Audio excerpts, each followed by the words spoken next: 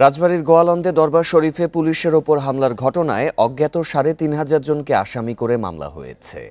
রাতে গোয়ালন্দ ঘাট থানার এসআই সেলিম বাদী হয়ে মামলাটি দায়ের করেন। এদিকে পরিস্থিতি বিবেচনায় এখনও দরবার শরীফে মোতায়েন আছে পুলিশ।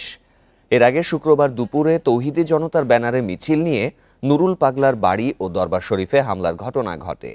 এক পর্যায়ে কবর থেকে তুলে মরদেহ পুড়িয়ে ফেলা হয়।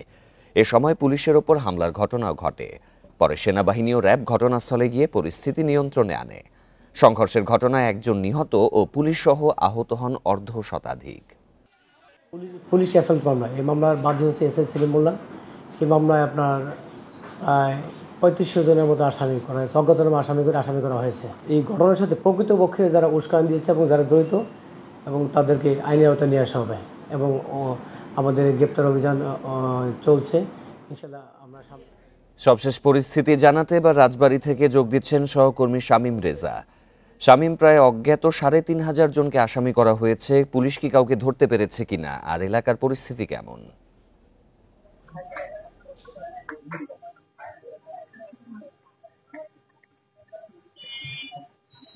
দেখুন, এলাকার পরিস্থিতি যদি বলি তাহলে একেবারেই থমথমে অবস্থা বিরাজ করছে। অর্থাৎ জনমানব শূন্য বলা যায় যে এই দরবার শরীফ এলাকা জুড়ে।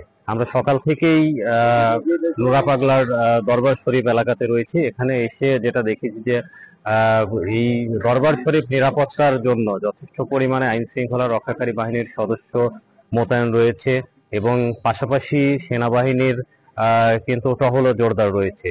এবং এখানে এসে যেটা দেখেছি যে আসলে উৎসুক জনতা কিন্তু এই দরবার শরীফ দেখার জন্য আসছে, কিন্তু নিরাপত্তা জনিত কারণে তাদেরকে কিন্তু ভেতরে যেতে দিচ্ছে না আইন শৃঙ্খলা রক্ষাকারী বাহিনীর সদস্যরা, যে কারণে তারা কিন্তু বাইরে থেকেই চলে যাচ্ছে। এবং এই এলাকাতে কিন্তু পুরুষের সংখ্যাটা একেবারেই কম। যারাই এখানে আসছে এই দরবার শরীফ দেখার জন্য অধিকাংশই কিন্তু নারী। এবং দেখেছি যে যারা এখানে এসেছে তাদের সঙ্গে কথা বলি, তারা কিন্তু বিভিন্ন দূর দূরান্ত থেকে এসেছে। কেউ এসেছে রাজবাড়ী, কেউ কালুখালী, কেউ পাংশা থেকে পর্যন্ত এসেছে এই দরবার শরীফটা দেখার জন্য। তারা যেটা বলছেন যে এখানে তারা এসেছেন যে মাঝে মাঝেই তারা অনেকেই আসতেন এখানে, কিন্তু দরবার শরীফ হঠাৎ করেই ভেঙে ফেলা হয়েছে, যে কারণেই মূলত সবশেষ কি অবস্থায় রয়েছে সেটা দেখার জন্যই এখানে কিন্তু বিভিন্ন ভক্তরা এসে ভিড় করছেন। তবে তারা কিন্তু সংবাদ কর্মীদের সাথে কোনো ধরনের কোনো কথা বলছে না। আরেকটি বিষয় বলে রাখি যে গতকাল জুম্মার নামাজের পর তৌহিদি জনতা কিন্তু এই নুরুল পাগলের দরবার শরীফের উপরে হামলা চালায়, তার বাড়িঘর ভাঙচুর করে, অগ্নিসংযোগ করে। সেই সাথে তাকে যেখানে কবর দেওয়া হয়েছিল কবর থেকে তুলে পাশেই ঢাকা খুলনা মহাসড়কের পদ্মার মোড় এলাকাতে গিয়ে কিন্তু পুড়িয়ে ফেলে।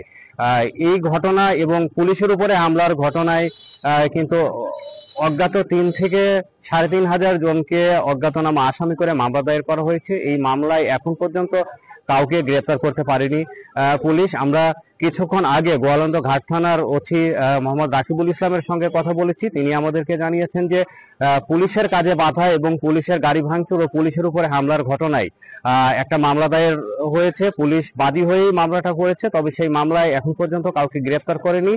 যারা এই ঘটনার সঙ্গে জড়িত তাদেরকে গ্রেপ্তারের জন্য পুলিশের অভিযান অব্যাহত রয়েছে। সেই সাথে এলাকার পরিস্থিতি স্বাভাবিক রাখতে এই দরবার শরীফ এলাকা সহ গোয়ালন্দ উপজেলার বিভিন্ন পয়েন্টে কিন্তু আইন শৃঙ্খলা রক্ষাকারী বাহিনীর সদস্যরা মোতায়েন রয়েছে, পাশাপাশি সেনাবাহিনীর সদস্যরা কিন্তু টহল দিচ্ছে। সবকিছু মিলিয়ে বলা যায় যে আসলে পরিস্থিতি এখন পর্যন্ত আইন শৃঙ্খলা রক্ষাকারী বাহিনীর সদস্যদের নিয়ন্ত্রণের মধ্যে রয়েছে। রাজবাড়ী থেকে জানাচ্ছিলেন সহকর্মী শামীম রেজা।